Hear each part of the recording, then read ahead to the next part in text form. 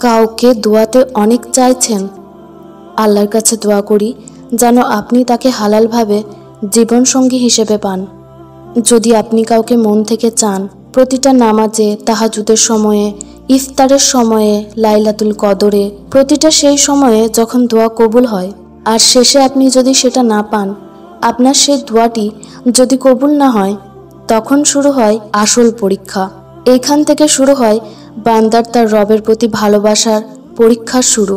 এইখান থেকে শুরু হয় যে বান্দা তার রবের প্রতি কেমন মনোভাব প্রকাশ করে, তার রবকে ঠিক কতটা ভালোবাসে। এইখানেই বান্দার অ্যাকশন এবং রিয়াকশন নোটিস করা হয়। তার শব্দ তখন কি হয়, সেই সময় সে কি বলছে, সে তার রবের শুকরিয়া আদায় করছে নাকি অভিযোগ করছে।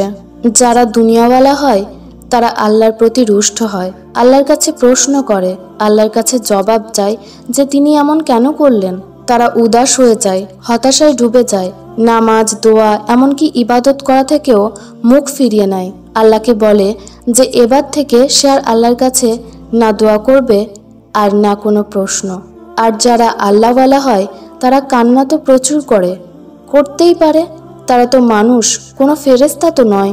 যখন জীবনের চেয়ে প্রিয় জিনিস, যেটাকে প্রতিটা দোয়াতে চেয়েছে, সেটা পায় না, কিন্তু অন্য কেউ সেটা না চেয়েও পেয়ে যায়, না চাইতেও তাকে সেটা দিয়ে দেওয়া হয়, তখন মানুষের মন এবং মস্তিষ্ক, রূহ, ইচ্ছে সব কিছু যেন মরে যায়, আর সে অসহায়ের মতো তোড়পে কান্না করে। কিন্তু আল্লাহওয়ালারা এমন সময়েও তার জবানে আল্লাহর গুণগান করে। সে তার রবকে বলতে থাকে, ইয়া রব, যা হচ্ছে তা কিছুই তো আমি বুঝতে পারছি না। মন কষ্টে চুরচুর হয়ে আছে, রুহ কাঁপছে, মস্তিষ্কে শিরায় শিরায় ব্যথা করছে, অস্তিত্ব ছন্নছাড়া হয়ে গেছে। কিন্তু আল্লাহ তাআলা, আমি জানি এর পিছনে আপনার অনেক বড় কোনো হিকমত লুকিয়ে আছে, যেটা আমার বোঝার বাইরে। আমি এবং আমার ইচ্ছে ভুল হতে পারে, কিন্তু হে আমার রব, আপনি কখনো ভুল হতে পারেন না। নিঃসন্দেহে আমার রব, আপনি ভুল ত্রুটি থেকে পবিত্র। আমার আল্লাহ, আপনি তো ভালোবাসার প্রতীক। আপনি তো আমাকে অনেক ভালোবাসেন। যদি কেউ আমাকে সত্যি ভালোবাসে, তাহলে অবশ্যই সেটা আপনি আল্লাহ। আমার এটা বিশ্বাস যে আমার রব উত্তম সময় দেওয়ার আগে খারাপ সময়ের মধ্যে দিয়ে নিয়ে যান। শোনেন, তাওয়াক্কুল এবং সবর অনেক বড় নিয়ামত, যা আল্লাহর পছন্দের এবং বাহাদুর বান্দাদেরই নসিব হয়। সুতরাং এটা ধরে রাখুন। যদিও জীবন আপনাকে ভেঙে রেখে দেয়, তবুও আল্লাহর উপরে একটুও সন্দেহ করবেন না, না তিনার কুদরতের ওপর আর না তিনার ফয়সালাতে। ইয়াকিন করুন, আপনার এক একটি যন্ত্রণা তিনি জানেন। আপনার কান্না, তড়পানো, ছন্নছাড়া হয়ে যাওয়া তিনি সব দেখছেন। তাওয়াক্কুল রাখুন এবং সবর রাখুন। তিনি আল জাব্বার। তিনি ভেঙে যাওয়া আপনাকে এত সুন্দরভাবে জুড়ে দেবেন যে অন্যদের জন্য আপনি সবরের উদাহরণ হয়ে যাবেন। যদি আপনার মামলায় দেরি করা হচ্ছে, তাহলে এতেই আপনার ভালো নিহিত আছে। নিঃসন্দেহে ভালো জিনিসের জন্য সময় লাগে, কোনো সাধারণ কিছু নয়। আল্লাহ করিম আপনাকে খাস কিছু দিতে চান, এর জন্যই না এত সময় লাগছে। টেনশন করেন না, খুব দ্রুতই আল্লাহর সাহায্য আসতে চলেছে এবং আপনার বিগড়ে যাওয়া কাজ ঠিক হতে চলেছে ইনশাআল্লাহ। আপনার মামলা এতটাও মুশকিল নয় যতটা আপনি ভাবছেন, কেননা আল্লাহ তাআলার জন্য প্রতিটা কাজই সহজ। অলৌকিকতা তিনার কাছে কিছুই নয়। তিনি গায়েবীভাবে সাহায্য পাঠাতে সক্ষম। আশার আঁচল কখনো ছাড়বেন না। আল্লাহর রহমত থেকে নিরাশ হবেন না। খুব শীঘ্রই আপনার জন্য মজিজা হবে। দোয়া এবং বিশ্বাসকে থামাবেন না। আল্লাহ পাক জানেন প্রতিটা সময় আপনার মন এবং মস্তিষ্কে কি ঘুরপাক খাচ্ছে। তিনি জানেন যে কতটা মন থেকে আপনি তিনার প্রতি আশা নিয়ে বসে আছেন। তিনি আপনার আশা, আপনার সবরকে বরবাদ করবেন না। তিনি আপনাকে এমনভাবে দিবেন যে আপনি রাজি হয়ে যাবেন ইনশাআল্লাহ। আপনি চাইতেও পারবেন না যদি আল্লাহ তাআলা না চায়। যদি আপনার মন কোনো নেক দোয়াকে মন থেকে চাইছে, তাহলে দোয়া করা থেকে হাল ছেড়ে দেবেন না।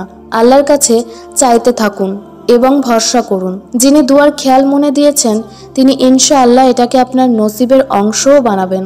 আল্লাহ তাআলা হলেন আল ওয়াহাব। তিনি অনেক বেশি দানকারী। তার উপরে আর তার ক্ষমতার উপরে কখনো নিরাশ হবেন না, আর না কোনো সন্দেহে পড়বেন। তিনি শুধু হয়ে যায় বললেই সব হয়ে যায়।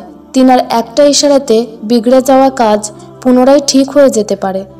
চাইতে থাকুন, তার দরজায় কড়া নাড়তে থাকুন। একদিন আসবে যখন সব দরজা খুলে দেওয়া হবে। যে বস্তুটা আপনি এত অন্তর থেকে চাইছেন সেটা আপনাকে দিয়ে দেওয়া হবে ইনশাআল্লাহ। আল্লাহ তাআলা তার খাস বান্দাদেরই পরীক্ষা নেন। আপনার সাথে যা কিছু হচ্ছে এই পরীক্ষার পর আল্লাহ তাআলা আপনার জন্য অনেক সুন্দর পুরস্কার রেখেছেন। বাস তার উপরে বিশ্বাস রাখুন। শীঘ্রই আপনার জন্য শান্তির দিন আসতে চলেছে। অবস্থা সবসময় এমনই থাকবে না। এই পরীক্ষার পর আপনার পুরস্কার আপনার অপেক্ষা করছে। তো বাস আর একটু সবর করুন। দোয়া কবুল হবার পর তো সবাই আল্লাহকে মনে করে। কখনো দোয়া অসম্পূর্ণ থাকার পরেও একই তাওয়াক্কুল আর ভালোবেসে তাকে মনে করে দেখুন, তখনই তো সত্যি ভালোবাসা বোঝা যায়।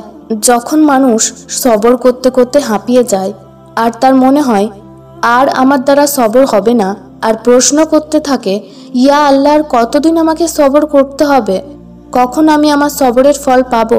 তখন জবাব আসে যে তুমি কি জানো, হতে পারে তোমার সবরের ফল তোমার অনেক নিকটে।